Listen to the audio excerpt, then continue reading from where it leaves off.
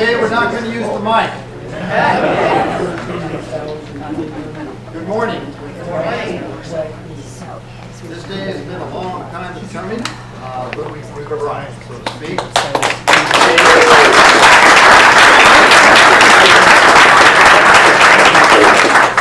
My name is Bruce McPherson, County Supervisor, Santa Cruz County.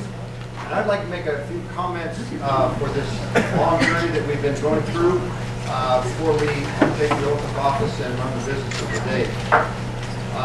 This is a momentous day as we establish Monterey Bay Community Power, the first Tri-County Community Choice Energy Agency in the state of California. And possibly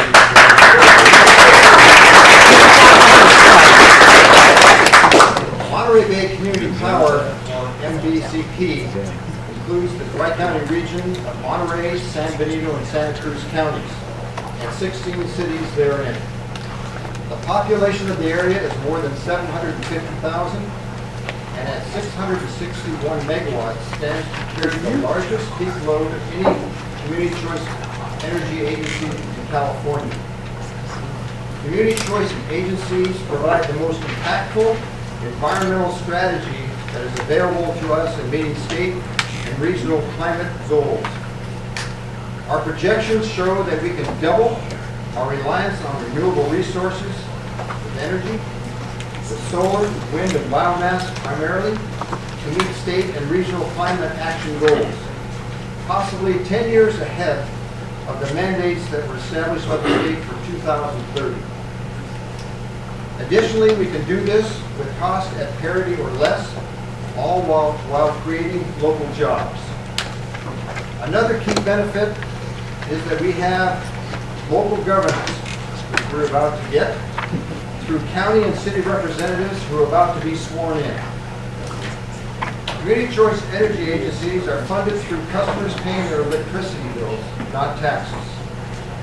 Local ratepayer money stays local, and our being a larger Tri-County agency should drive down costs for us in procuring electricity.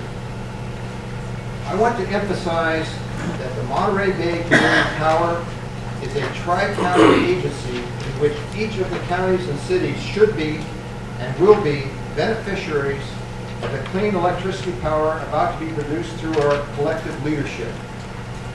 Not $1 of general fund money for any county or city was tapped to conduct the necessary technical feasibility study by the Project Development Advisory Committee to determine whether a Tri-County Community Choice Energy will work for everyone here. Santa Cruz County raised more than $400,000 from private, community, and state resources to support that effort, so we did not have to go into general funds of any local governing agency. I and many others have been working on this for 4 years, and I really want to thank everyone in the countless hours to make the Monterey Community Power Agency a reality today. First of all, the 15-member Project Development Advisory Committee, who over 3 years ago, for 3 years, hosted 28 public meetings to explore program viability and structural options that we have. I'd like to have members of that committee, if they'd stand, let's give them a round of applause.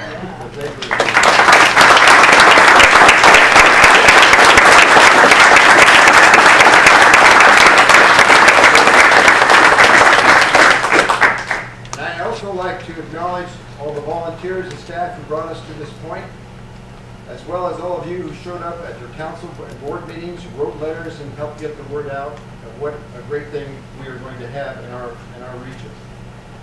We will be having a celebratory cake after today's meeting, so stay and celebrate with us. But now let's get on with the business of the day to swear in members of the Monterey Bay Community Power Agency. And congratulations to everyone, and thank you for your participation. This is going to be the best power agency of its type in the state, and I think in the United States of America. So thank you very much.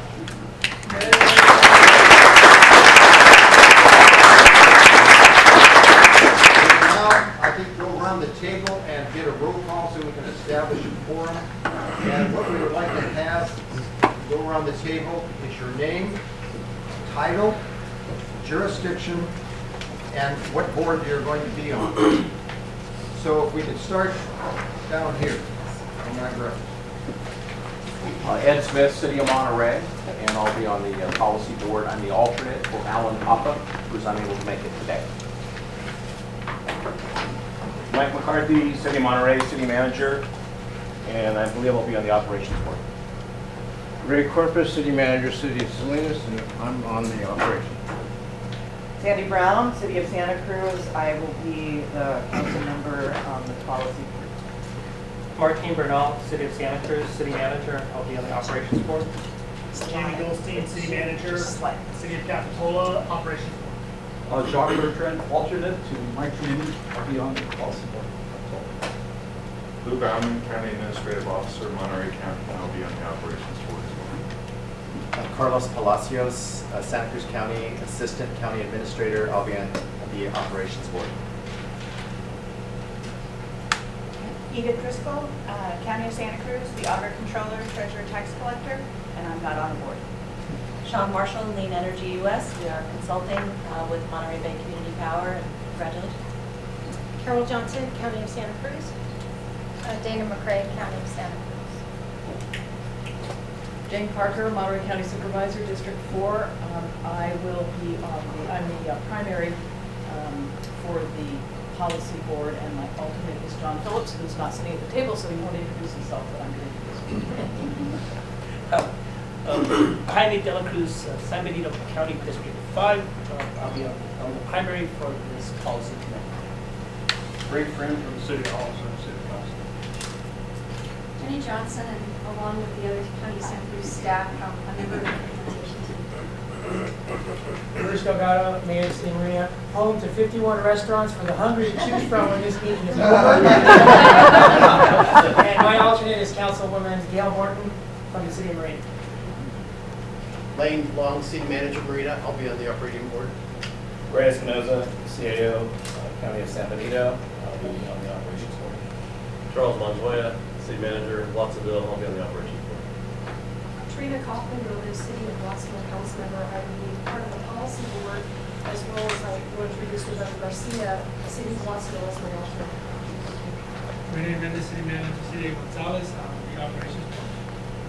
Maria Rosco, Mayor for the City of Gonzales, and I'm the primary for the policy board. Steve McShane, City of Salinas, primary for the Policy Board. My alternate is Mayor Joe Becker.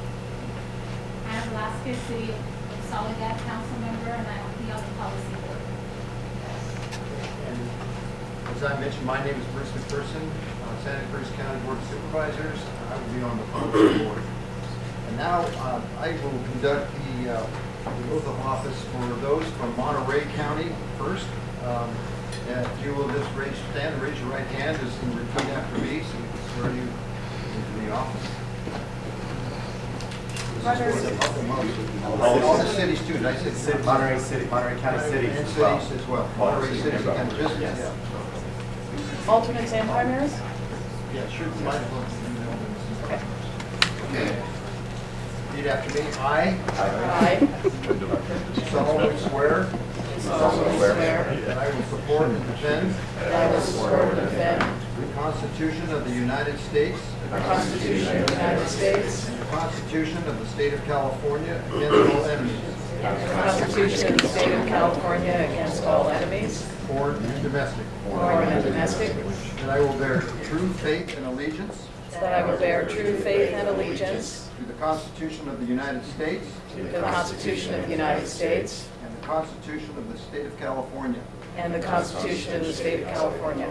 That I take this obligation freely That I take this obligation freely without any mental reservation without any mental reservation or purpose of evasion. or purpose of evasion. And that I will well and faithfully discharge And that I will well and faithfully discharge the duties upon which I'm about to enter. the duties upon which I am about to enter. Congratulations. Be seated.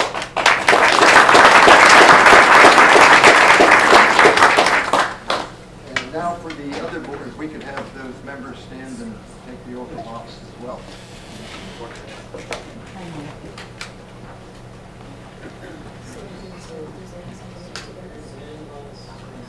San Benito. San Benito and Santa San Cruz. Benito. San Benito. San Benito County, right? San Benito County.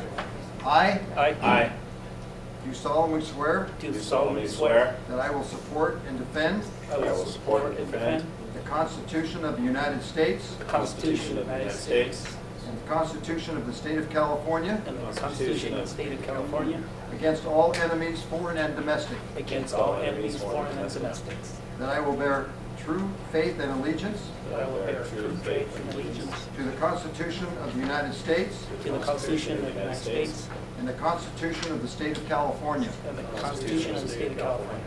that I take this obligation freely I take this obligation freely without any mental reservation without any mental reservation or purpose of evasion, or purpose of evasion, and that I will well and faithfully discharge that I will well and faithfully discharge the duties about which I'm about to enter. the duties that I'm about to. Congratulations. Thank you. San Benito. To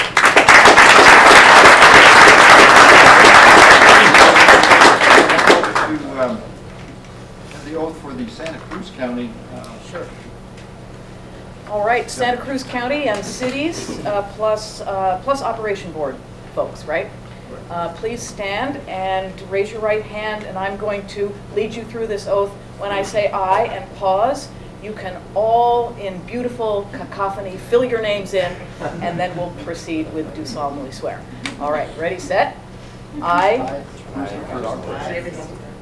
do solemnly swear that I will support and defend the Constitution of the United States and the Constitution of the State of California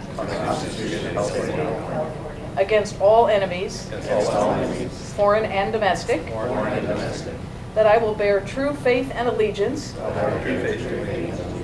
to the Constitution of the United States and the Constitution of the State of California, that I take this obligation freely without any mental reservation or purpose of evasion, and that I will well and faithfully discharge the duties upon which I am about to enter. You're official.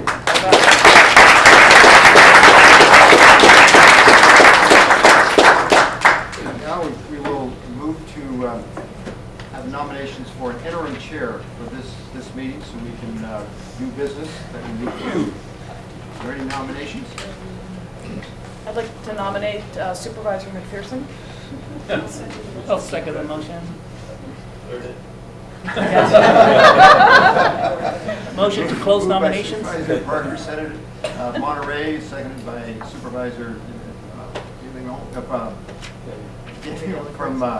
from San Benito. All those in favor? Aye. Okay. Thank you. Any other? No other entries about that. So now we will move to clarify the voting process and a few of the business of the day and how we're going to proceed. And Carol Johnson from Santa Cruz County will let us know about that. And I don't know if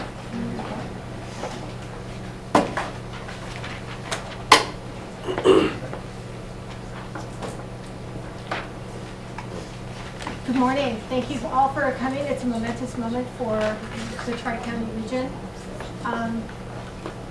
I believe the first item on the agenda that we're going to be covering, the next item on the agenda is going to be the introduction of the Monterey Bay Community Power Implementation Team.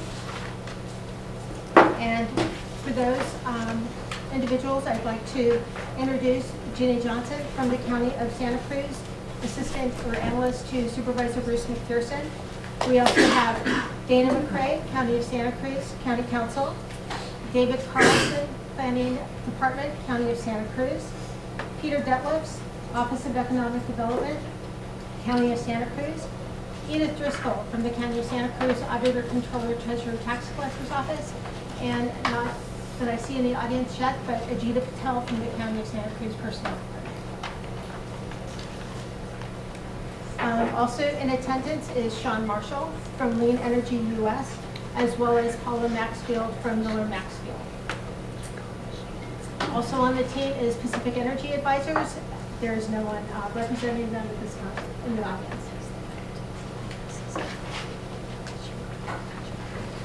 Okay. Yeah, should we have an explanation of the voting process at this point? Did you, Sean, or did you, Carol? Would you or like no? me, or would you like to? Who wants to do it? Want me to do it? That'd be great, thank Okay. you.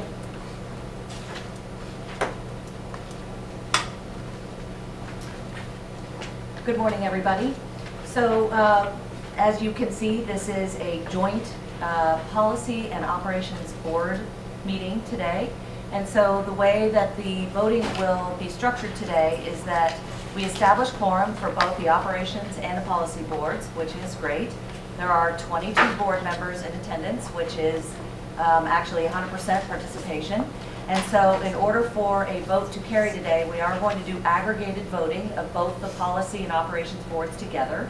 And so in order for a vote to carry, it will require 12 votes today. Are there any questions? So looking at the makeup, I could have a little explanation, a little bit more about what the implementation team would be, and should there not be San Benito County, Monterey County representation. So would you like me to respond?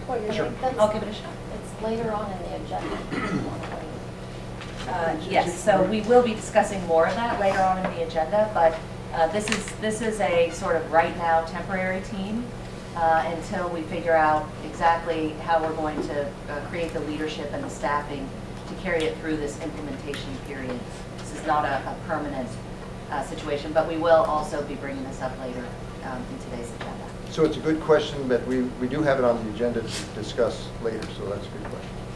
Mr. Chair, Supervisor Delacour here. Just real quick, and I think we're going to discuss it. So in one of the items that we will discuss, we'll have a time when the full permanent proposal implementation team will come on board, correct? Yes. Thank you. Okay, we will then move on to item number 5 on the agenda. Is there any public comment from the general public for items that are not on the agenda?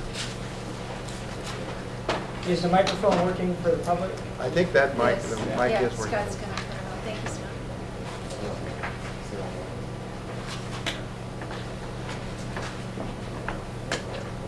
Was somebody I coming? don't understand what we're saying. Yeah, the mic is right here. Do we line up, or how does it To the chair. Yeah. First. Sure. Hi, my name is Andy Shaw-Coron. I live in Aromas, which is kind of a fitting place to be speaking since Aromas is represented by at least 3 counties. Our main street divides Monterey and San Benito County, but Santa Cruz County also owns part of Aromas as well. So to me, this is a really auspicious occasion because these 3 counties have already made some very strong decisions regarding the future of energy and the environment. All 3 counties have decided that they're essentially going to limit extreme oil extraction and move forward to a renewable future. And we hope that that renewable future will be one where, just as the people spoke in making the decision about the oil and gas, the people will play a big role in helping guide this decision. And I think that one of the ways that that can be done is a very robust public policy plan where the people can say about how they'd like to see energy developed in this county, particularly seeing that most renewable energy should be generated locally with local jobs, and should try as much as possible for it to benefit both the actual homeowners as well as institutions like schools, where they could get the maximum amount of money for any excess energy that they generate, so that it would help them financially. And further, I think that you should seriously consider, as you look at the makeup of your board, finding some way for there to be representation from some kind of at-large representatives that are either elected by the members of the 3-county board, but some way that a person could be, or persons could be part of this board that don't directly represent any entity, but are thinking more about the larger regional development. Thank you. Yeah, we're going to be limiting comments. You were fine to 3 minutes. Great, thank you. My name is Kevin Dayton. I'm a Monterey resident, and I'm going to be representing a group called Clear Honest Options in Clean Energy. This is going to be a coalition of business and taxpayer groups who are going to just be checks and balances on this joint powers agency. One of the challenges of joint power agencies, as you all know, is that you're actually appointed to this board rather than being directly elected, and you have a lot of business to do in your own local governments, and sometimes it's hard to keep track of what's happening. You get the agenda, you might look at it at the last minute, and there needs to be, of course, public involvement to make sure that all of your decisions are done toward the goal of providing clean, dependable electricity at a reasonable rate for taxpayers, ratepayers. So we're going to be doing that and looking forward to it. And I think that everybody here is committed to the success of this agency in providing electricity at a reasonable rate for ratepayers. And we'll be here just to nudge you as various pressures come up to say maybe we should do something that may not be in the best interest of ratepayers, but may be of best interest to someone else. So thank you. This will be great. I used to live in the city of Roseville, which has its own municipal power company. The rates were much better than what PG&E provided. So there's a lot of opportunities here if the right policy decisions are made. Thank you. Thank you.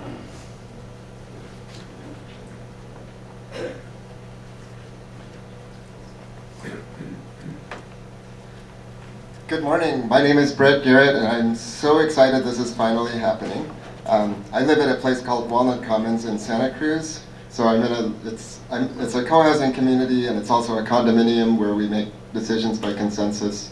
And we're looking at installing our own solar panel system. And so we're kind of at this point of trying to make decisions and not really knowing what's happening next. Our current plan is a somewhat oversized solar project, so we're going to be very interested to know your plans regarding a feed-in tariff. I'm very hopeful that I can argue with my community that oversizing makes financial sense to us in addition to being the right thing to do. This should help to sway some of my neighbors who are kind of expecting the CCE to solve all of our problems. Some people have said, well, the community choice is going to deliver renewable energy, so we don't need to install solar because they're going to take care of it that way. I've tried to explain that one of the ways community choice encourages renewable energy is by rewarding projects like ours, but not everybody is able to see it that way. So I really encourage a feed-in tariff program to motivate consumers to be able to install larger systems. I will also appreciate if someone can confirm whether PG&E's rate plans are going to carry over more or less to community choice. For now, we're expecting to use an A6 rate plan, which is still available for smaller installations, smaller commercial installations. And I think there's a community choice A6 rate plan, but I'd love to confirm if that's actually correct.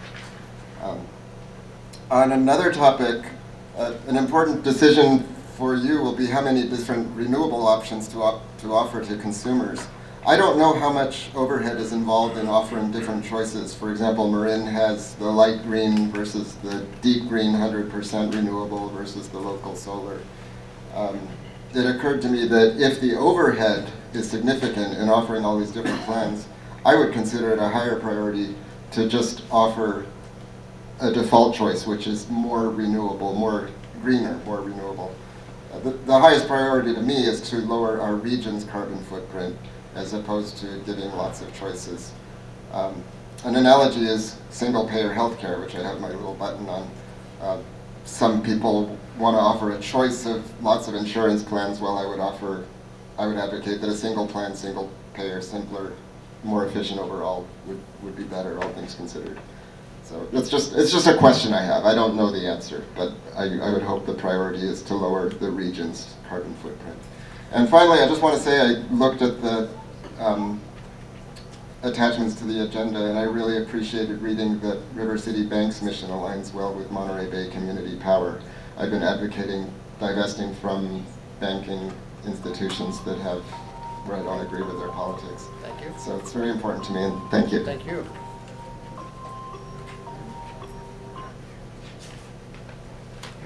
Hello, good morning.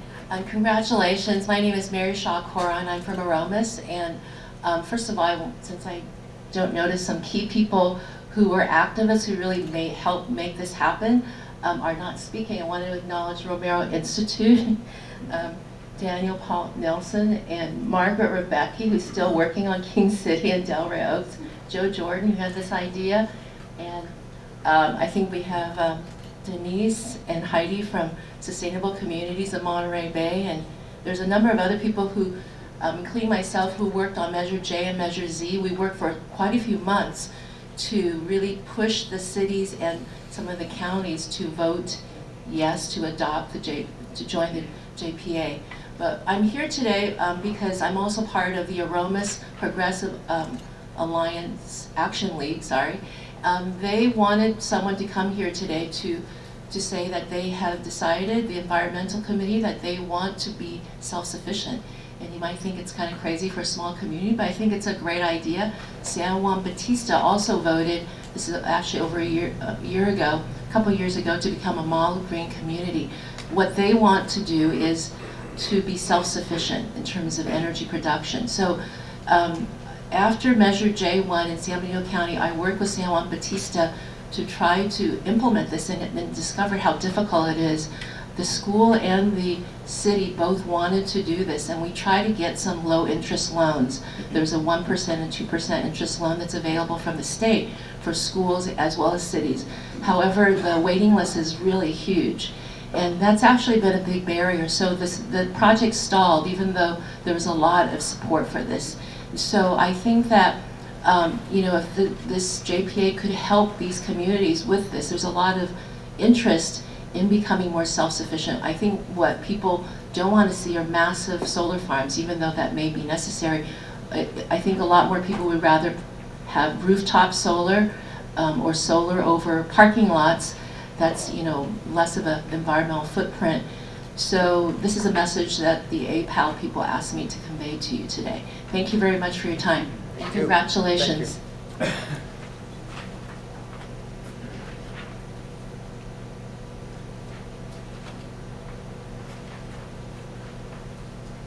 Good morning.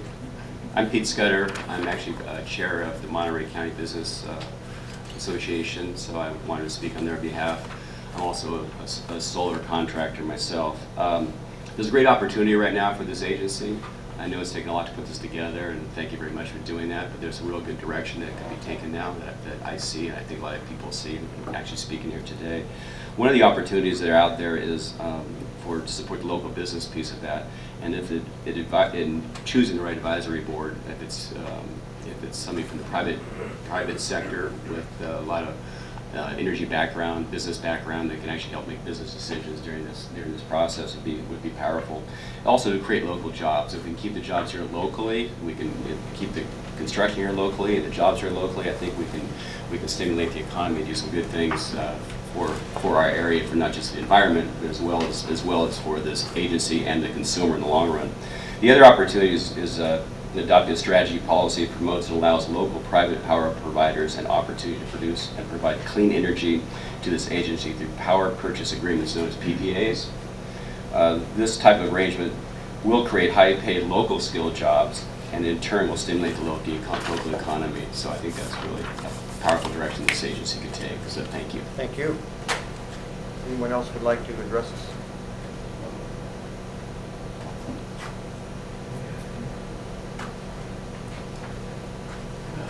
Good morning, everyone. My name is Michael Saint from Aptos, member of several activist areas in Santa Cruz County, primarily Citizens Climate Lobby. And what I'd like to do is also thank everyone for doing all the work they've done over the past several years. I've been to several of these meetings talking, try to convince groups to try to vote for this, and I really appreciate it. The important part of this is, if no one knows, is there's legislative issues coming up that actually go against community power situations here in the Santa Cruz, Monterey, and San Benito County.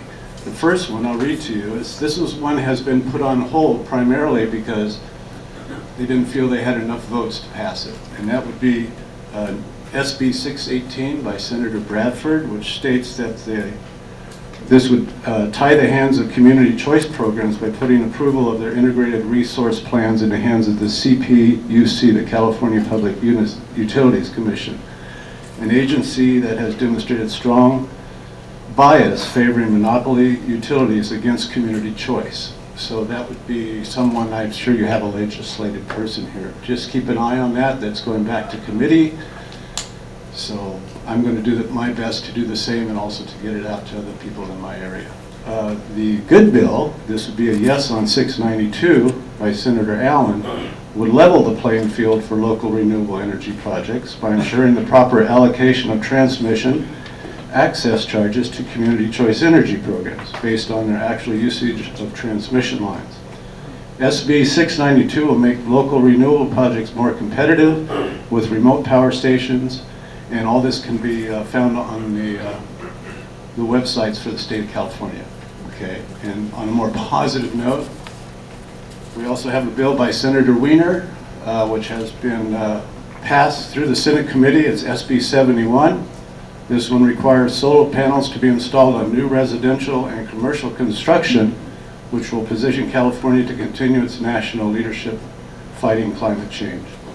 The people you'd contact there would be your state transportation and housing committee members, and that's going to them pretty soon to vote on to get it through to the Senate. So get your legislative person going on these, and I'll do my best to help support that too. Thank you very much. Thank you. Thank you.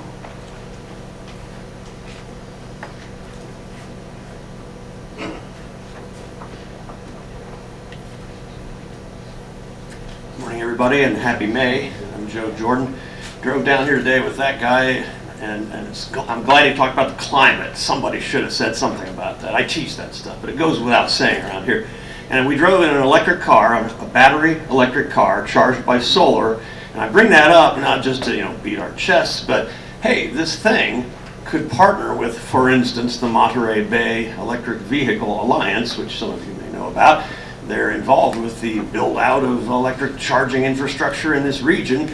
And of course the big question is, well, what's so great about electric cars? They're still all powered by nuclear or large hydro or whatever. Well, hey, they can be charged by more and more by solar, wind, biofuels, whatever.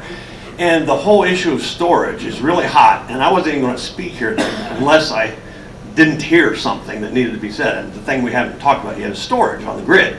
A lot of you folks have already started looking into that, I'm sure, and you're going to be finding out a whole lot more. It's a major thing to help renewables actually work. Last thing I'll just say for now is back in 2000, before we had any of the great incentives we have now, I initiated the solarization, what little solarization the Santa Cruz City schools have done. We need to do a lot more for educational as well as infrastructure purposes, and I'm glad, as my friend Andy at the beginning said, this organization ought to be able to really help jumpstart that in a big way, solar on schools. So thanks for everything you're doing, and good luck to us all. Thank you. Very good. Thank you.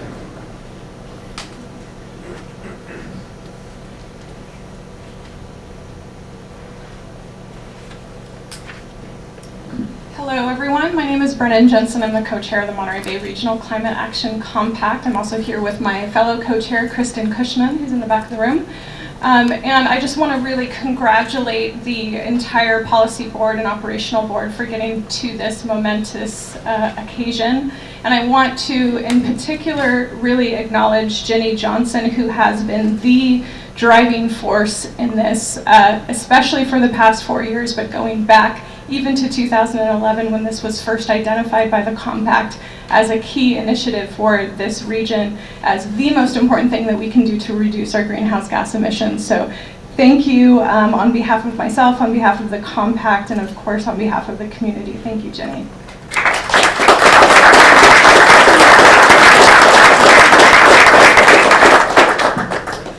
Thank goodness we have folks like Jenny Johnson in our community. I also just want to take a moment to bring the full policy board and operational board's attention to the key guiding principles that came out of the PDAC.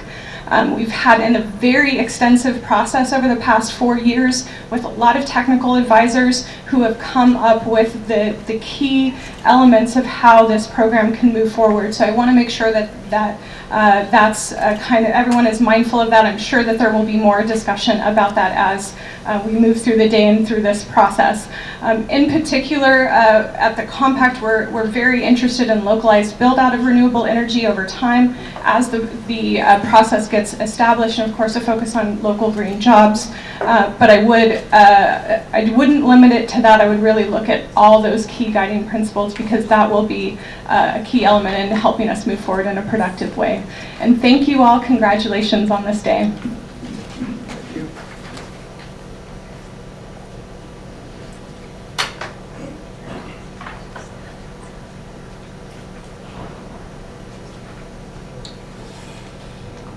Good morning. My name is Eric Peterson, and as many know, I'm a stockholder in PG&E, but have supported public power from when I first heard about it.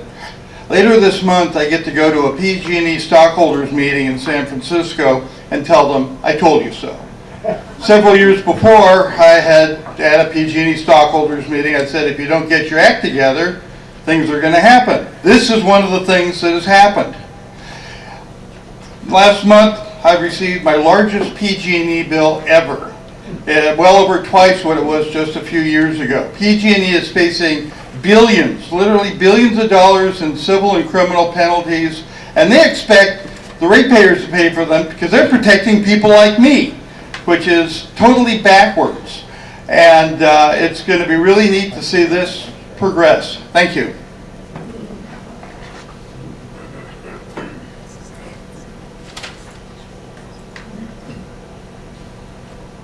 Hello everyone, thank you Bruce, thank you Ginny. My name is Dan Nelson. I am the Deputy Director of the Romero Institute and the Green Power project that we have going now to work on climate action in the region. I just want to thank everyone for tolerating the grassroots efforts that we've made. We've been quite active showing up at your meetings and lobbying for this program. We thank you for the respect that you've shown us. We're very excited about the outcome. We have a partnership with the Catholic Diocese of Monterey, which represents about 1/3 of the people that live in the region. And so I just want to also thank you on behalf of the church. The church will continue to stay focused on this work. It's been a privilege to work with them and also with you in an interfaith fashion. So thank you very much for this and good luck. Thank you.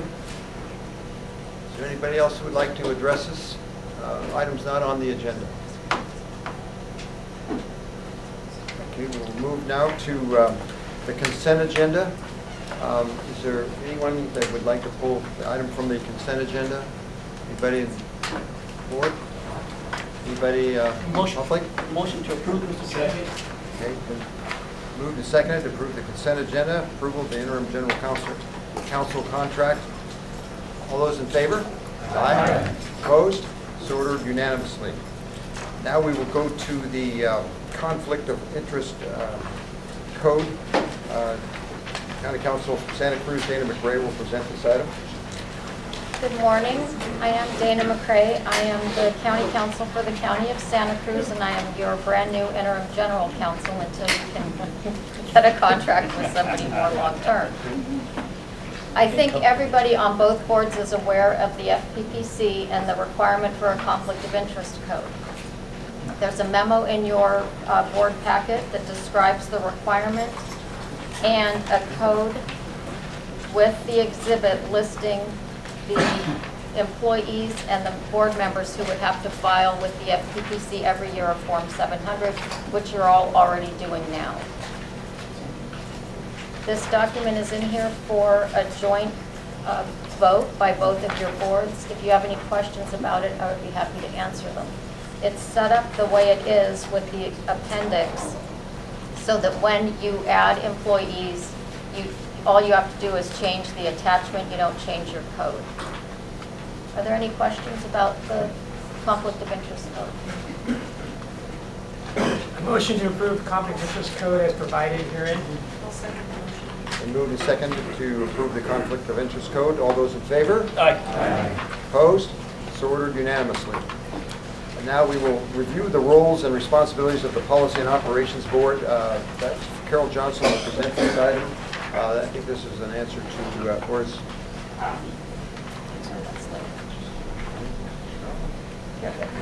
Carol will be, she's got, I think this will answer Councilmember Smith's questions. Good morning again. This is item number 7 on today's regular agenda, and it's a report outlining roles and responsibilities of the Policy and Operations Board. As you know, the Policy and Operations Board is comprised of elected officials who we anticipate will meet between 2 and 3 times a year. The Policy Board will require approval, amongst other items, the issuance of bonds, major capital expenditures, and other financing if for revenues, the adoption of the annual budget, the setting of rates for power sold by the authority, the selection of general counsel, treasurer, and auditor. The Operations Board will be comprised of senior level municipal executives who will meet 8 times per year. That's what we are anticipating. The Operations Board will provide oversight and support to the Chief Executive Officer on day-to-day operational matters pertaining to the provision of electrical services, and will provide recommendations to the Policy Board. We expect the Policy Board will meet no more than 3 times per year, with the option of meeting more frequently if it's determined by the CEO or the Policy Board after consultation with the CEO. The Operations Board, again, could meet monthly, but we anticipate not less than 8 times per year. Mr. Chair, I got a quick question on that one. Okay, we'll have questions from the board. Thank you. Shouldn't the chairperson be in consultation if there should be a meeting besides the regular 2-3 meetings a year? The chairperson be in consultation with? When you just, if the chief executive officer decides to call for a meeting of this policy board, should the chairperson be part of that discussion? Yes, yes. The chairperson would be in consultation with the chief executive officer for those meetings. Definitely. Thank you. Sure. Any other questions from the board? Yeah, yes, Councilmember.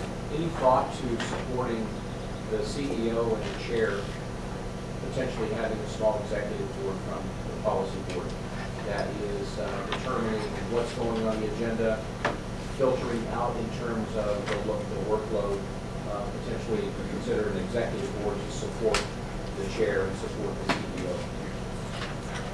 That model is used in Tampa. It works fairly well. I'm sure it works in several other boards. So just a consideration. Thank you. We will take that under consideration.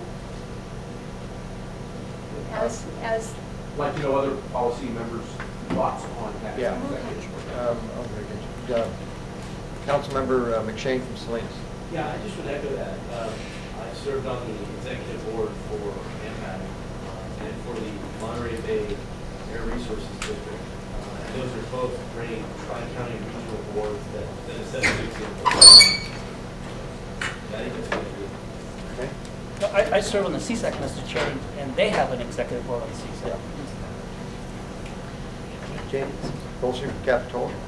Sure. Thank you, Mr. Chair. I have just 2 comments. One is I think that the idea of an executive committee can make a lot of sense. You know, maybe get the CEO in place, kind of get our sea legs under us, and start looking at some of those technical elements. The second piece I would also notice in the staff report called out specific responsibilities of the policy committee and the operations committee. One operations committee responsibility that's listed in the JPA agreement, I think deserves at least being referenced at this point, is that the operations committee is responsible for nominations of the CEO.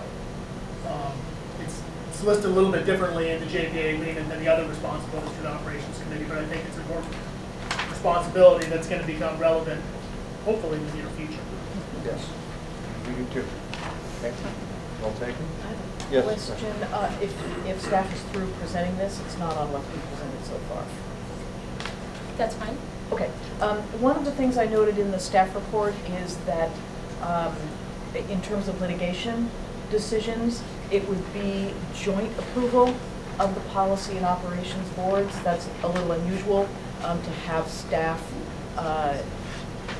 being involved at that decision-making level. Obviously, we take, guidance and suggestions, but is that in the JPA agreement, and could you talk to me about why that is being prepared? So should the operations board be part of the litigation process? In a decision-making role. I decision-making mean, role, clearly they may be. So, Mr. Chair, any litigations should come to the policy. Yeah. Right, and the way It it's does say proposed policy is- and operations is the way it's proposed. So The it's, issue.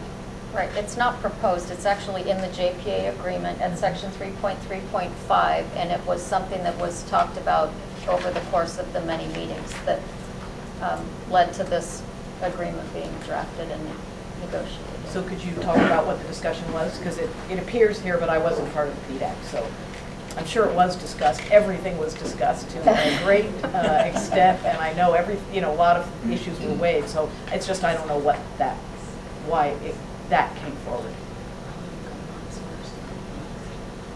I don't, does anyone recall who was making the argument that the operations board should be involved in the decision making? It's for initiation or resolution of claims and litigation where the body, where the agency is a plaintiff or a defendant.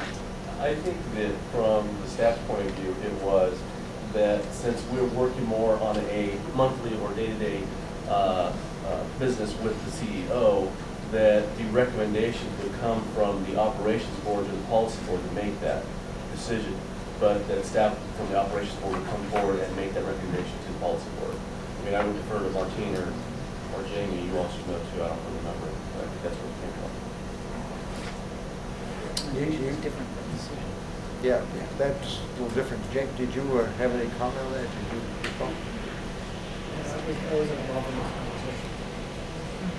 I think Mr. Chair, my recollection of the conversation just had to do with the operation board meeting more frequently and, being maybe more, involved in the day-to-day decision making, and then sort of this bicameral recommendations and actions would be required on these bigger decisions.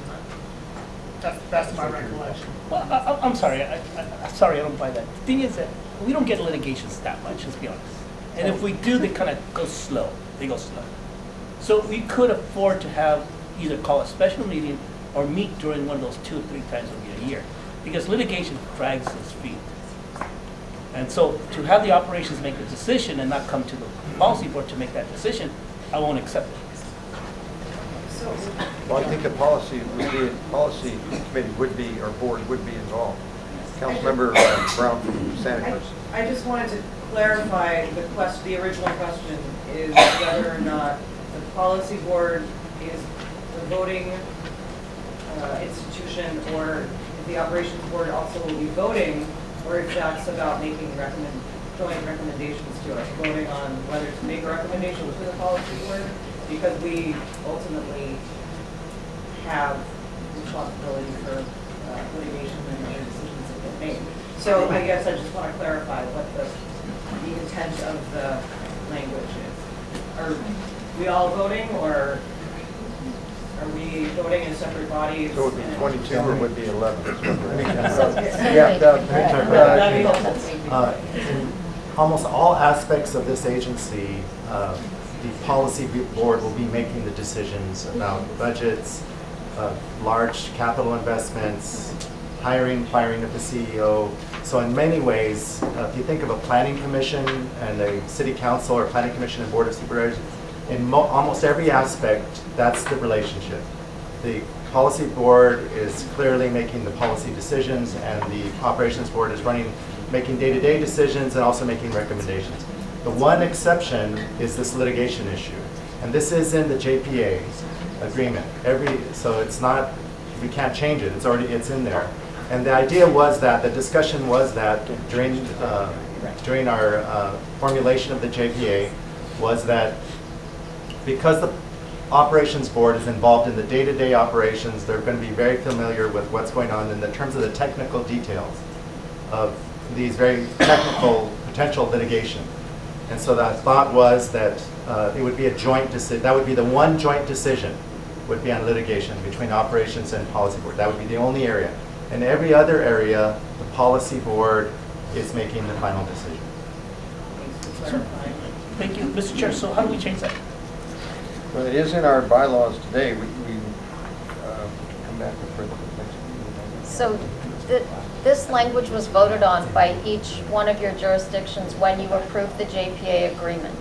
If you want to change it, then you need to get your separate boards meeting, and then you would follow the procedures for amending this JPA. Okay, Mr. Chair, make a motion that we direct our prospective board members to go back to So their agencies. That's not on today's agenda, so Well- you cannot do that. Well, I'll make a recommendation that we go back to our boards and ask the input from our fellow supervisors, city council, how they feel about that.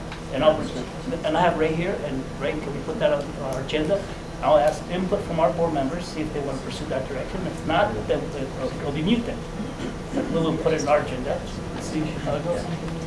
Thank What you, is Mr. the Chair. direction, sir, that you're That seeking? is, it's not a motion, it's just a suggestion, shall we say? I guess that would be the best way to put it.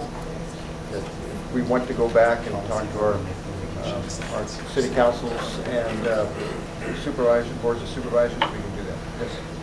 Sir. So this would be an initiation, if there was even proposed, city by city. It's not something that would come from this body. So if the city of Capitola, for instance, wanted to make that discussion and vote, then bring it here. So I don't see that this body is going to direct every single city to take that up. Yeah, you're correct. It's not a motion, yes. So if your city would like to do this, then I think that's your prerogative. Okay. Thank you. Just a clarifying comment. So I think it sounds like there's some interest in discussing this. If we were going to change, and correct me if I'm wrong, if we were going to change the JPA agreement, which we all approved, based on discussions, if we all go back to our jurisdictions and people want to change it, then this body would propose that change, and then everybody would go back to the jurisdictions. It's a fairly cumbersome process, so I think we want to be really clear that it's important to us, but it's, you know, I think it probably would be good for us all to get a sense for how strongly our jurisdictions feel about it, and then maybe it can be on a future agenda for further discussion here to see what we want to do. I just want to toss this out. When our council approved the JPA, one of the issues that they brought up was it's been years of all the cities working together on this JPA, and they said very strongly they did not want any changes to the JPA the first year. Let it get up and functioning, and then if there's some changes that needed to be made, fine. But the first year they said, we've worked hard, this is what we've approved, let's move forward and focus on getting organization up and running and not focus on changing the JPA that we've worked on for years. I did hear a lot of that, or some of that, so yes. The city managers also agreed that there's just so many nuances and miscellaneous stuff that the first year it was just, let's just get going and it's for change later. Hope we don't get sued. I would reiterate that point. I think, there's a lot of things, this JPA took a very long time. There's a lot of people involved in the negotiation. I think there's probably one thing in this document that each and every one of us around the table would change if we had the ability, but there's a lot of compromises made by all parties. And so opening up the JPA on day one I would recommend against. I know, okay, yes. No, I concur wholeheartedly with that. And once we get in operation, I think the momentum of that will be, what's going to carry us forward in the years to come. Yeah. Good discussion. Did you want to, Councilman Smith? I was just going to concur with Mr. Dela Cruz. I don't think we should look at the JPA as untouchable. It's an agreement where we discovered things that it's not operationally good for us as a tri-county unit. We should take those on, agendize those topics. One of the topics I'm sure all the cities and counties discussed was the weighted vote. That's something I'd still like to talk about in the future. Today's not necessarily the time to talk about it because we have a JPA.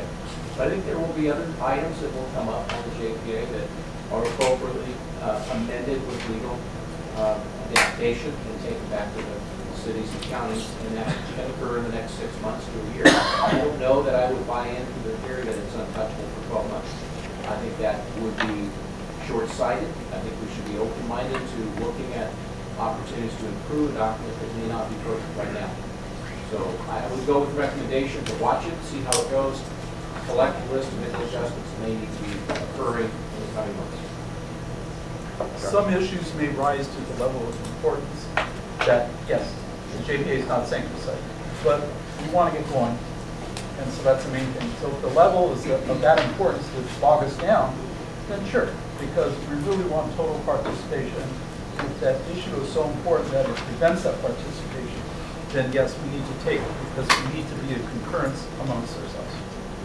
But I would like to also add that if we're talking about litigation, as has been pointed out, that should set with the policy board, and we don't want to have an agency that is dividing its interest and power decision-making ability between policy and operations. That will not make well for a tri-county association. So I think if we've identified things that are critical, I'm just saying, let's not just say we have to sit on the 12-month clock.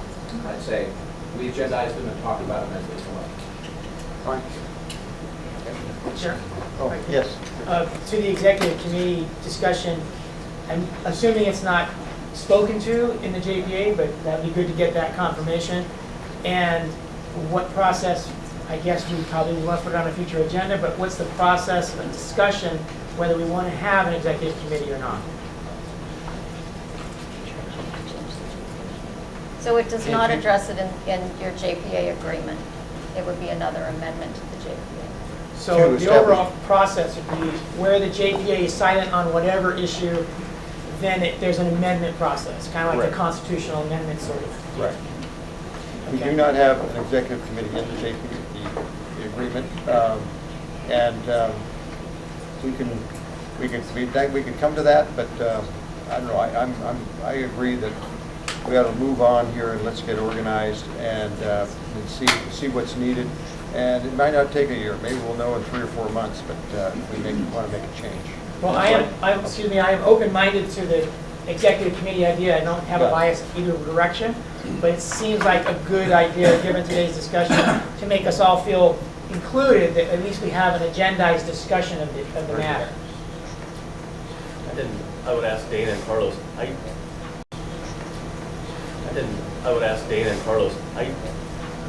I don't see why an executive committee would need to be in the JPA. I think it would be appointed from the chair and voted on by the board. I don't think it needs to be in the JPA.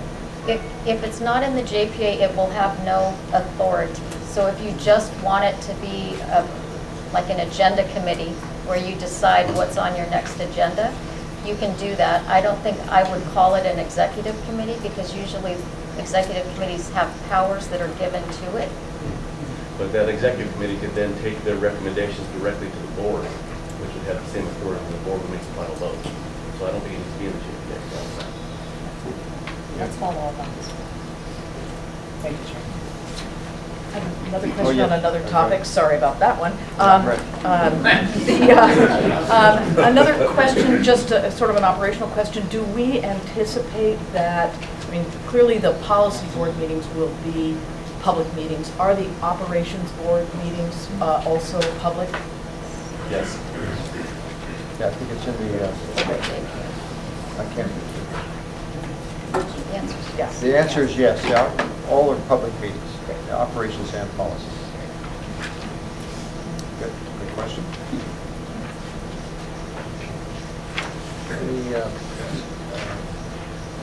Any other questions on item number 7? We need any public comment on that. Excuse me. Yes. Anybody from the public would like to address us on the roles and responsibility of the policy and operations boards? Please, sir. Excuse me, just on your professional staff, when you have those meetings, those public meetings, would they be a public notice as well, 72-hour guidelines and that sort of thing? Yes. Right? Thank you. Follow the same procedure. Yes. Anybody else from the public would like to comment? Item number 7. Okay. Oh, excuse me. I'm sorry. Just to clarify, the policy board is going to hire a CEO. Could you go louder? We can't hear back. Yeah, or stand up. Well, if the policy board is going to be charged with hiring a CEO, is the hiring meetings and whatnot going to be public also? So the public will have input to anybody that comes forward. policy board as an interview? I would recommend not for the initial interview. I agree, it's a personnel issue. Yeah, it's a personnel issue. So that's covered in 3.4 of your JPA, the process for nominating and then selecting. And the Brown Act has an exception for decisions such as these. If you wanted to make it public, you could, and that's a discussion that you can have later, but there is an exception in the Brown Act to do it in executive session. I understand that, you just did that, but I just wanted to clarify that. Yeah. The policy board's gonna, like, we're gonna hire the CEO, that up to the point where we actually do that appointment, I don't think should be public, should be public. That would be the standard operating procedure. Any other questions? Yeah, I have a. Oh, excuse me. So from a process, whether it's an executive board appointed by the policy board or whatever, can we get that on for future meeting to discuss? Or are we just, because I don't want to get in, I don't think it's appropriate as these issues come up. And you know, we agree to play together, and we're figuring it out. So I don't think it's, I think we need to have some certainty that this issue is going to be brought back up again, so we can meet again, where it's not on the agenda, so we can't really discuss it. So how do item, we go about doing that? item 15 on your agenda talks about future agenda items. Yeah, so somebody Again, bring that up. Yeah. There's a lot of stuff happening. Right. And I know it's a real instinctive response to say it's covered in the JPA, it's covered in the agenda. But these items come up, and I think we have to be willing to flow, because we have how many jurisdictions in 3 counties that have their ways of doing things, nuances, that are now we're going to try to marry them. So from my perspective, I don't think it's appropriate to, I think we have to respect and recognize that we all have different ways of approaching things. Yeah, I think in this 4-year process, I think we're trying to do our best to get that done. And we've got a good package to start with, but I think it would be fine to discuss. We'll discuss that on item 15 today for further thing. Any other questions from members of the board? Okay.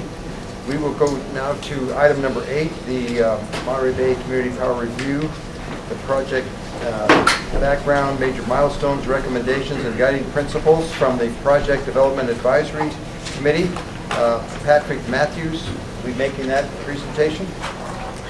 Well, thank you, board members, Mr. Chair. This is actually a very exciting day for those of us that toiled on the PDAC for several years to really come to this point. So I can tell you I'm trying to keep that huge grin off on my face to actually see this board finally seated. So it's a very exciting moment for the community.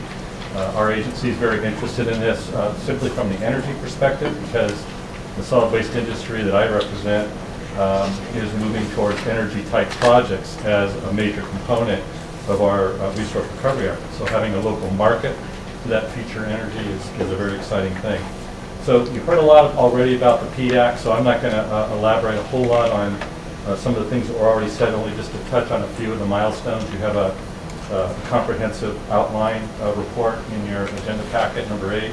That really goes through the work of the PDAC, which really started in early 2013 with the formation of a committee that is a representation of city executives and staff, as well as special district agencies like ourselves, the Monterey Regional Waste Management District, and our local air district. So through the course of this process, we've held many, many public meetings. All of our meetings were agendized. We had a lot of growing interest from the public as the PDAC's work moved forward. Want to personally thank Santa Cruz County for taking the leadership role in fundraising, because that was a critical component that all of us felt was an obstacle had it been something that we had to go back to each of you as jurisdictions and request funding from your general fund. So I want to thank them for all the hard work they did to raise this money privately and outside of our own general funds. So the work really, the core of the work for the PDAC really occurred between 2014 and 2016 when the feasibility study was completed. We oversaw that work, oversaw the contract, reviewed components of that work as it was going along, and that culminated in the hiring of a third party to actually do a peer review, which we felt was very important in this process to make sure that we're not just getting one consultant's perspective on the feasibility of a project like this, but they're actually having an independent third-party peer review to make sure that the outcomes from the original study were adequate and reasonable within the terms and conditions of the markets. I'll just say from the PDAC's perspective, the focus was always one thing, and that was best practices. I want to thank Sean and really the other leaders and executives from Marin Clean Energy and Sonoma Clean Power, the two first and most successful CCAs. Most of what you have seen in the feasibility study that led to this decision today came from those best practices from those two CCA leaders in California. Our work really concluded as the PDAC in the summer of 2016 when the city managers and executives formed an ad hoc committee to begin the final discussions and push towards JPA formalization by each agency and to fine-tune that. So the issues of governance, the issues of structure, formation of the dual board structure were all good, excellent work that was done by your city managers and CAOs. And again, we appreciate the hard work they did in picking up the baton and moving this project to conclusion. So a few things that came out, I'm just going to highlight because your report really has all these items in it, but just a few highlights from the PDAC we felt were very important. I think one of the most important things that we're all starting to face now is greenhouse gas issues, climate change, and how we as a community can resolve that. So I think achieving those goals really was one of the highest priorities. But being able to do that within a structure that's financially sound and viable, that creates a competitive rate that is at or below those of our existing investor-owned utilities, and put that control locally so that we can both reduce our carbon footprint, but at the same time continue to provide competitive rates and to sustain and encourage development of new local energy. The simple version is if you are buying your energy from a dam in Nevada or Northern California, there's a lot of electricity lost moving those electrons down here. If you develop that energy locally, there's far more efficiency in your system. So the build out of local renewable energy is also a very significant and important part of what this agency's efforts are going to be going forward. And then I think finally is, one of the big concerns we heard a lot was, concerns over how this agency would be financed. And there was a lot of discussion around startup financing because that is a critical component. And I think, again, want to thank the city managers, CEOs ad hoc group for working through those issues, and we will be discussing that later on your agenda. So again, I just want to thank you on behalf of the PDAC for the great work that I and my peers committed to and getting it to this point. I want to thank all of you for committing to approving this agency, and it's amazing, actually. I think our goal was 12 to 15 agencies would have been a great success, and we have 19.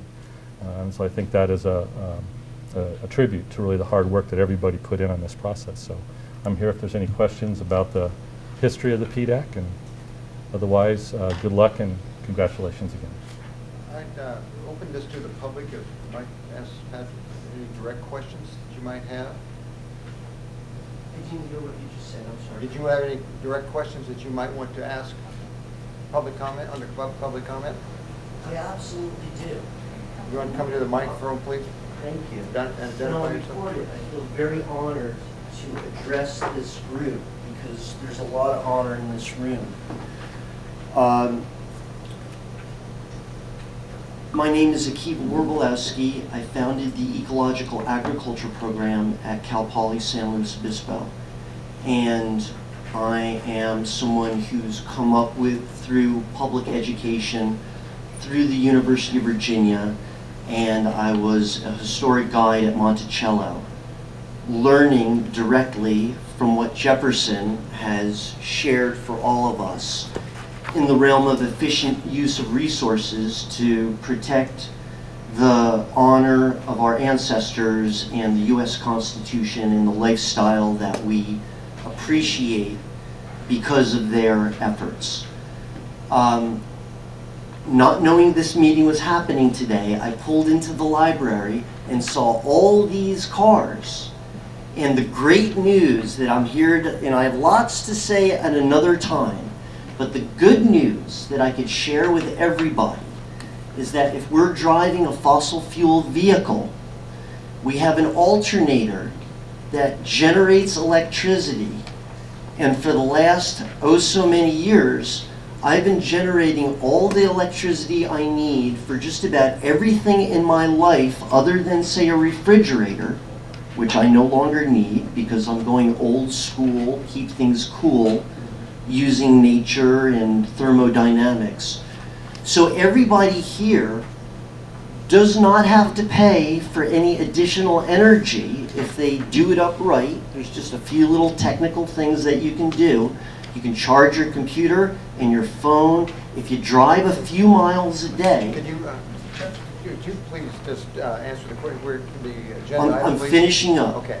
The only thing I wanted to share with you is the good news that the cleanest power that's available to everyone in this room that has a vehicle is the power that you're already generating that's not being used for anything, because the energy it takes to keep your battery in your car charged up to start your car is a tiny amount of distance that you travel. All the rest of that energy can be used, and it doesn't cost investment in anything other than awareness. Thank you, sir. Thank you all for being here. This is a wonderful thing that's happening. Anybody else that would like to comment from the public would like to comment on item number 8? Anybody for the committee? I'd like to just mention and reiterate my real thanks to the PDAC. The committee was phenomenal in what it did and how it gave options, and it said what we could do, how how much it could cost us if we depended more on what resources and so forth. They just did a phenomenal job. And I think by comparison, we were able, as I mentioned in my earlier comments, we did not dip into anybody's general fund. I can tell, I know one county in particular, it took $800,000 to get to their study done. So I can't overemphasize the importance of that, and that we were able to get the state grant as well as community support as well. So it was a significant part of us getting to where we are here today. Is there anybody else? Anybody else from the committee that would like to speak on this? Mr. Delgado from Marina. Yes, thank you. Patrick, great job on your presentation. On item 8, page number 3, toward the bottom, it talks about PDAC not recommending joining fees and instead a back-end turnkey administrative services. Can you explain that statement? I don't understand what a back-end turnkey administrative services is. Well, that's a good question, and I don't have as clear an answer as our consultant would have on this. So I'd actually maybe defer to Jenny. She'd probably be able to answer that question a little better than I could. So thank you, Mayor. I was the staff for the PDAC. I was very pleased to do that. And back-end administrative services would be contracting outside of our own core staff or implementation team, or perhaps data management or other kinds of services, a call center, things that are going to be required that we do for this agency. That will be an operational discussion with all of you in the future, coming up soon, about how you would like to staff this agency and be partially staff it and or use potentially some outside services available. And it's going to be a cost benefit probably discussion in my guess. But they are available, that's the good news. So you have lots of choices. Okay, so basically it's contractors, consultants. That's correct. Okay. On page 4, under governance, it has a bullet, industry technical experts without a conflict of interest should be advisory to the board. So my question is, do we plan on having an advisory board? And I'm sure this is a nationwide, worldwide discussion that I've never been part of, but it seems like if we have an advisory board without industry technical experts, we may be missing out on some technical expertise that they have to offer, being that it's their line of career. So can someone address advisory board issues in regards to this technical expert conflict of interest? Absolutely. So really it's simply one of the recommendations that came out against best practices, and we see this in a lot of agencies, is to have an outside advisory board. They have no power, but they can consider issues that are in front of the board in advance and provide you their technical advice. This specific bullet is just simply saying that those people that we would recommend that the board appoint to such an advisory board not have a conflict of interest relative to the agency's business. So for instance, if you have a large commercial solar developer that has an interest in providing energy, that would probably not be an appropriate appointee because they have a conflict of interest. But there are a number of professionals that we heard come forward to the PDAC during that process who have a lot of interest and a lot of expertise in various sectors of energy development that have shown interest and would probably be very good appointees to such a committee. So is it expected that a future agenda item would be the policy around formation of advisory board? I would leave that to the chair, but yes, I would absolutely think if that is the will of the board, that would be a future discussion item. Okay, and my last question is on page 5 at the very bottom. It talks about building out local renewable generation projects using local workers, making prevailing wages. Is that also a topic of a future agenda that's expected? Policy around that? Policies in general are. Yeah, and that was our recommendation as well. There was a lot of discussion at the PDAC level about PLAs versus non-PLAs. We didn't feel that the PDAC was the appropriate body to be making those recommendations, but only to acknowledge that the issue of prevailing wage, project labor agreements, and other things associated with future build-out projects should be a topic of discussion for the board. I think very important and controversial, but we got to tackle it. Yeah, I think it's going to be before us. Mr. Chair, may I add on briefly?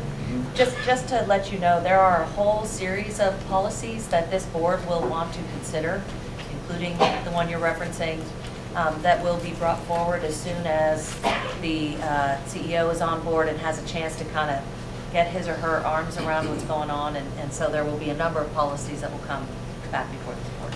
Thank you, Chair. Thank you. Mr. Chair, Yes. the calls of comments on the conflict of interest for technical experts. Should we discuss, when we discuss this, about putting a 1-year, I don't know what the right, term? Yeah, where they can't do business with this group 1 year after they leave, advising? I think that would be should be brought up for the future discussions. Thank you. I think it would be a good point. Yes. Mr. Chair, on page 5, I wondered if somebody could answer one of the guiding principles that's outlined on page 5 under guiding principles, establishing criteria for the use of surplus revenues that ensures geographic equity and adheres to economic justice principles. So while we have everybody in the room, I'd like an explanation about what that means and how a board interprets that guiding principle. Yes, I think, again, from the PDAC's recommendation is one of the things that this board will be charged with, probably in its latter years, a few years after startup, will be the development of reserves that can be strategically invested into local build-out of renewables or through energy efficiency programs. The whole purpose of this was really just a discussion point for the board to alert you to the fact that you'll probably have to develop some types of policies about where do you build these types of projects if you're going to invest. Is it equitably being distributed amongst all the member agencies in terms of the benefits of creating a new project, the jobs, the need for local services? So really, it just is it's a bullet point for policy discussion the board will have to have when they begin to entertain the process of reinvesting some of the agency's reserves into local projects. If I might help on that, Mr. Chair. Yes. Part of the discussion amongst staff was that there are different principles in every county. Santa Cruz County may want to do more environmental friendly, Monterey may want to do something else, San Benito may want to do something else. So we put this in there so that it is a discussion point out there, recognizing that there are different thought processes through each of the counties and cities, and to make sure that that's cognizant amongst the boards. And I think that's what we're doing. Yeah, I think those decisions will have to be coming from the policy board in the future about what we might do with any resources that we have that we can expend, whether we want to address lower income properties or communities, schools, public agencies, rate reductions for everyone. That's to be discussed. Good point, but that'll come up later. But you want to have that. I think it's a significant point that we acknowledge that a lot of help can be done for the lower income individuals and families in our Tri-County area.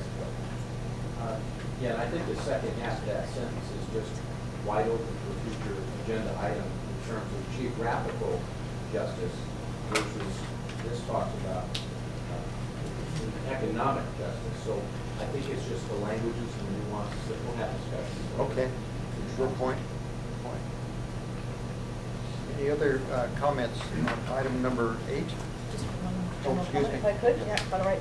I just want to say thank you again to the PDAC. There was so much work, and just the points that people are raising that the PDAC has flagged as things that we need to be conscious of and discuss and resolve in the future. I just, such a thoughtful and thorough process really set us up for, for today and for a lot of, positive results going forward. So just a huge thank you again.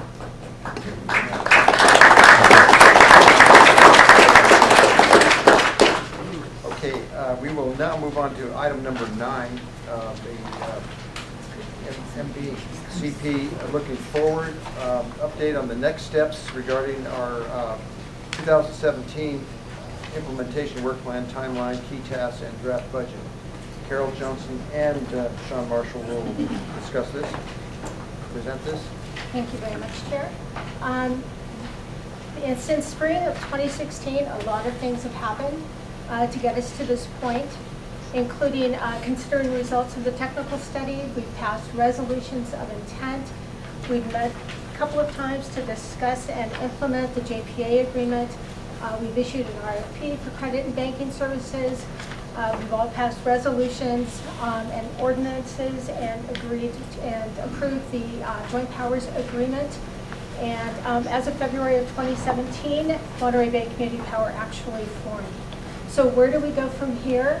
This item is to discuss the next phase of what happens. And as part of the JPA in section 5.3.5, the County of Santa Cruz has agreed to provide initial administrative support for some of these items. And so some of these things will include agency organization development and program implementation. This part of the program will include project management, administration, budget development, and other elements to help transition MBCP to an independent agency. We will need technical and energy services to complete the implementation plan, power procurement, contract negotiation, rate design. We'll also need communication and customer enrollment to build upon the collateral that we've already developed and the momentum going forward. During this phase, we will concentrate on customer outreach, notifying customers of their options in order to meet noticing requirements. We'll also need data management and call center to set up technical functions associated with switching customers over from PG&E to MBCP, financial settlements, developing customer relationships, and dealing with those customers who decide to opt out of the program. We'll also need financial and legal assistance. And then, of course, there's regulatory and legislative tracking so that MBCP is aware of everything that's going on at the state level and the national level to make sure that we are aware of those as we go forward in making decisions. Okay, we're going to tag team this one. The only thing that I would add on to Carol's remarks before we switch the slide around these planning elements is that these are decidedly tactical. And so these are all just the myriad of literally thousands of things that are required to get your agency operational and functional and independent, as well as the rules around developing a CCA program and serving customers. And so those two things will continue on sort of a parallel track. And then there's also the element of policy and program development that will be happening. We've referenced some of that here today, that will be happening through your board meetings and all of that. So there are a number of tracks that now are going to be, we're pushing the go button into what we're calling phase 2 implementation, which we anticipate will be about 1 year, is the timeline that we're working on. So with that, if I could ask you to advance the slide. We will look at the timeline. Hopefully you have seen this in your packet. Sorry for the small text. I only want to draw your attention to the line across the bottom. And so what we've done here with this critical dates timeline is we have taken a much more detailed spreadsheet that has literally hundreds of tasks on it and distilled it down to, I think, about 10 or 11 tasks. And what we want to do here is just indicate where the literally critical dates are in order for you to achieve an April 2018 launch. Before I go into that, some people may want to know why. Why April 2018 or even May 2018? And the reason for that, as we've explained in other forums, is that the tariff schedule, there is a summer tariff schedule that begins in April and ends in October of each year. We do anticipate that MVCP's rate schedule and tariff structure will mirror PG&E's so that customers have an opportunity for apples to apples rate comparison. That's going to be important. And so the opportunity to launch earlier in that summer tariff schedule allows the agency to collect revenues that are more beneficial than the winter tariff schedule that commences in October and then goes through the rest of the year. So there's a real economic rationale for why you would want to launch earlier rather than later in the year. And the second reason is called durability of rates. So if you launch later and later in the year, it's likely that the rates are going to change right about January, February of each year, because that's when PG&E adjusts its rates. And so again, wanting to create an apples to apples environment, you wouldn't want to set a rate schedule in October and then have to change it again immediately 3 months later in January or February. It can be done. There's no rule against it. It's just that there is some advantage to launching in the spring. So hopefully that helps explain why. Yes, sir. Oh, just to comment on 5.3.5.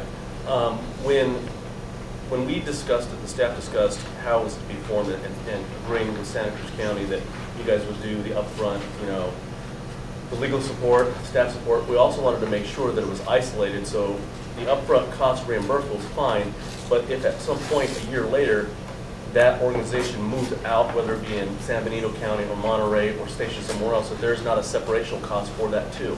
We need to make sure it's a standalone within Santa Cruz County so it's mobile later when the CEO is hired so it can go anywhere else. I have a question about one of the items you called out and the core implementation elements. Number 5, the regulatory and legislative tracking and participation. Do we have someone doing that for us today? We do it, but informally. So right now, what Santa Cruz County gets on behalf of MVCP is a monthly regulatory memo that tracks all of the primary proceedings. One of the future agenda items that will come before probably the operations board is membership in a new trade association called CalCCA. That is all of the operational CCAs. There are also affiliate members. They're doing most of the heavy lift in Sacramento. And so when you plug into that group, you will be able to track all the different legislative bills, know where the other CCAs stand. And then we will continue for at least a little while to do the regulatory tracking. But as you come closer to launch and operations, it's likely that MVCP will have its own relationship with a regulatory attorney who actually does more in-depth analysis. And at that time, you will determine whether or not you want to be part of certain proceedings and activities at the commission. Okay. And I understand we're going to get to the contracts in item 13. So, but I saw that point called out here, but then I didn't see it sort of followed up on item 13. Right now, it's in ours. It doesn't have to be forever. Okay, so let's go back to the timeline. I'll be super quick here. So what I want to say is we are shooting, and we'll be talking about this in a minute, to have our line of credit in place by August. And the reason for that is that the state grant that's been referenced a few times is tapped out. And so it is critically important that, that the line of startup credit be in place in order not to have an interruption of service and get you guys to that spring 2018 launch. The other thing to call out is that we would like to have your implementation plan, which is essentially the certification required by the California Public Utilities Commission. We would like to have that done for you by October November at the very, very latest, in order to then do the rest of it to launch in the spring. So what that means is that starting in about August, you all will begin discussing the implementation plan and some of the elements and guidance that you want to have in that. The policy board ultimately is the vote on approving the implementation plan that would be submitted to the CPUC. It generally takes them 8 to 12 weeks to turn that around. So the first mailer out to customers, assuming that we have an April launch, will be in February. The second mailer will be in March. That is statutorily required. 2 mailers must go out 60 days prior and then 60 days post-launch. So I'll stop there and answer any questions about the critical dates timeline. Timeline, yes. I'm hearing from other agencies, I know that there's been quite a few sessions have been online and whatnot. The rollout that they've done hasn't been, the tap is 100% open. It's been rolled out incrementally, and this will be discussed at the policy group so that we know what type of rollout's going to happen, that's going to go along this timeline for the different types of business that we're going to be offering the services to. So do we have that on this timeline? Yes, actually, good point. Thank you for bringing that up. What that says right there is phase 1, customer enrollment. And with a program as large as MVCP, it is likely that you all will look at maybe 2, maybe 3 enrollments. The good news about PG&E now, they've staffed up, they're getting used to CCA. There's not so much, resistance, and so we're seeing CCAs be able to enroll customers faster. But it is contemplated that your phase 1 enrollment will be a subset of your total. What we've seen most commonly is commercial accounts and municipal accounts go first, followed on by residential accounts. But that will all be determined by your technical and energy folks who know how to kind of map out your load, and will be making recommendations. That also is codified in your implementation plan. Thank you. Mr. Chair, I need to ask 2 critical questions that I think probably need to be solved today by the policy board. 1, a vice chairman, and 2, are the alternates allowed in closed door sessions? Because as Monterey Bay managers, we meet and we're not always there. We can't always make all the meetings.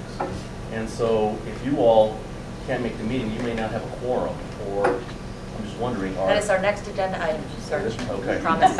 Election of officers, I'm and just yes. the chair for the day, and then we're going to be. Okay. Just want to make sure. Number 12, sorry, item 12. Any other questions on the timeline before we go to budget? It's, oh boy, it's almost timeline, budget kind of questions. So I'll just throw it out there, see where it goes. Knowing that we're going to set rates, it's going to be at the recommendation of the experts to advise us on what rates we should implement. Because after the next rates, we'll have some past experience, some past data that allows us to say, okay, the gentleman way at the end was saying that what benefit we're going to get back to the community, and it really dictates on what rate we're going to give out there. Because the lower you look, the lower that rate is, the less money is available for any other public benefits. So this rate, I imagine, is going to be more of a recommendation. Let's kind of shoot it out there, see where it lands, the rate, and then moving forward, we'll make some adjustments, and then approve a rate depending on what benefits we want to get back to. Yes, so good point. So that's a sort of a multifaceted comment, but really good to raise it. So the way that it works sort of logistically is that once your technical and energy services consultants on board, and if you so choose to extend Pacific Energy Advisors, let's say, what they will do is they will adjust the load size for the current construct of MVCP. And then there will be, the next phase will be the development of a full operations budget that will take the agency from this implementation phase into full operations. And when that budget is created, there will be some scenarios around rates and current market conditions, pricing, that are plugged into that budget.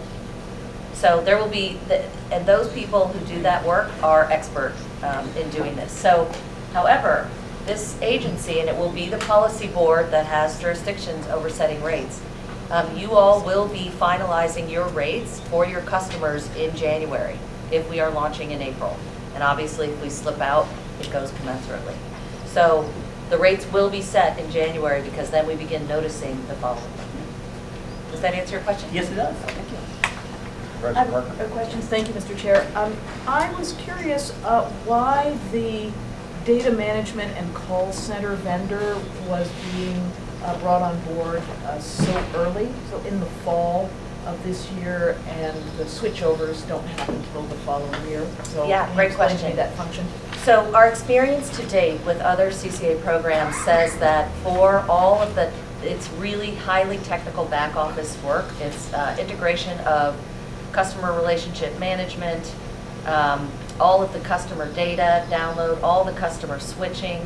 They have to set up with the bank in terms of the daily settlements that happen with PG&E. So there's a whole suite of very technical services that are embedded within that, in addition to getting your call center, staffed, trained, ready to roll for those opt-outs. The very minimum we've seen is a 6-month lead, and that was extremely stressful. So we are recommending that you bring on your data management earlier so that it can be a more seamless, smooth integration into the process. And in your experience, has there been some, sounds like a lot of the setup and getting it going is pretty technical, and you need people who really have this kind of experience. It also seems to me that there's going to be an ongoing need for some of these functions, the call center, the customer relations, a lot of this financial work. Is there the possibility of transitioning to some sort of core staff that is? Absolutely. Yep. So that is absolutely contemplated, that in this coming year, there is a higher need for just assistance from people who've done it, been there, can kind of get it done for you efficiently. And this will be a decision of the boards, plural, I believe, that there will be a staffing plan. Once your interim CEO or permanent CEO is in place, there will be a full staffing plan that is brought forward to your board that looks at how you phase out your vendor support, your consultant support, and bring certain functions in-house. There are certain functions that you're probably going to want to keep outsourced. Data management call center is probably one of them, just because of the highly technical nature. Things like marketing and other things, you may want to hire staff and have that done in-house. So that is contemplated, yes. Any other questions on the timeline before we move to budget? With anything from the board? To the public? Yes. Thank you. Yeah, you can stand up and then just, you can. No, this is a quick question. On the line of credit, are you looking at early August or end of August? Because the Board of Supervisors for Monterey County is on recess for most of August. Okay, So thank you for the we need to notification. decide if we have to get it done by July or we can wait till the end of August. Well, we'd like to get it done by the end of July then, but we'll just have to see what's possible. Okay. Any other questions? So I know it's an aggressive timeline, there are some end dates we need to get to. I'd like to know a little bit more about the process for the CEO in terms of a hire that shows July. And so we're in May. And so we all know in cities that it takes an incredibly long time to hire our city manager. That's on the agenda. Item 10. Item 10, we're going to get there. Yeah. You have some choices to make about that. Yeah. I know. And we have, yes, public. You come up to, go ahead. Yes, thank you.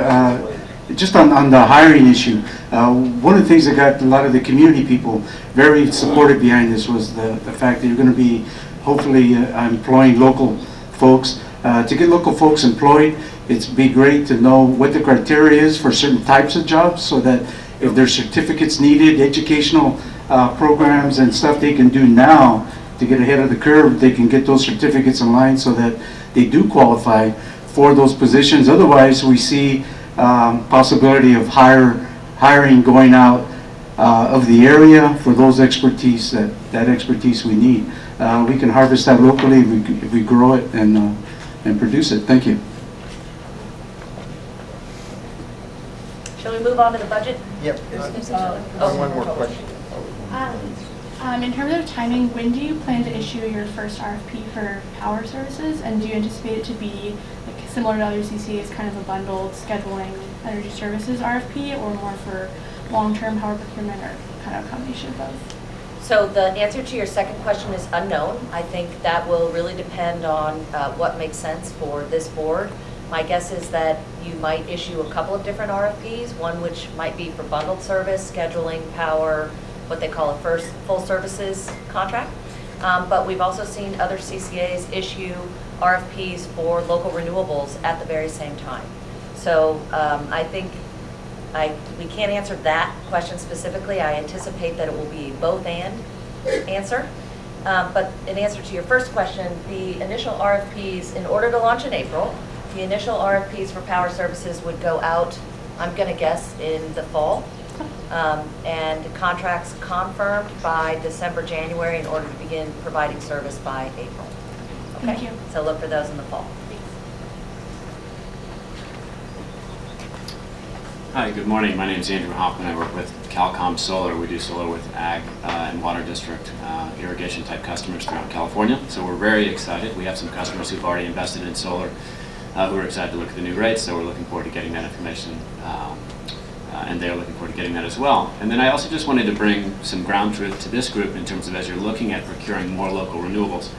We've seen a real change in the timelines with interconnecting with PG&E for larger projects just in the last 3 months, where projects that are even just above 500 kilowatts are starting to trip with transmission cluster studies and things like that. So I would just encourage this group, as you get even targets for procurement or things like that, get that information out to the market. We'd love to go ahead and start working on it. And the sooner you can interconnect, sort of the less congested the grid will be, and the quicker those projects can interconnect. So the more information you can get out to the market, the more we can go ahead and start doing the pre-work with customers who are in territory or other things like that to get that information back to you all. And again, the sooner you can do it, the sort of earlier in the congestion process you get those renewables in the ground, the quicker and the easier and the cheaper it is for customers for the interconnection process. So, thank you.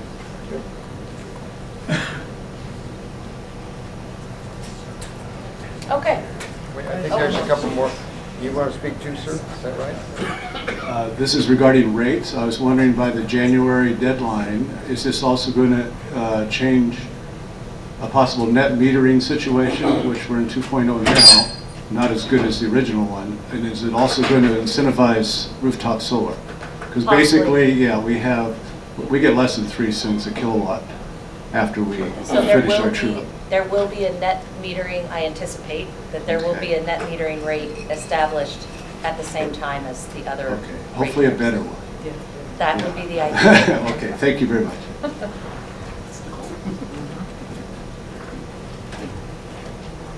Hi, I'm Brett Garrett again. I'll just say I hope there's at least a possibility of the call centers being local.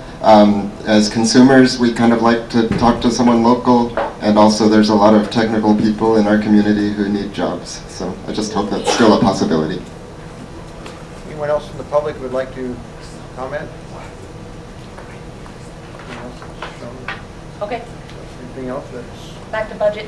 Sorry, let's go to the budget. Budget? Okay, what we're going to do is take a 10-minute break, and I mean 10, and we're going to be back here, so if you want to just get up and stretch, and then we'll be back here at 11 o'clock.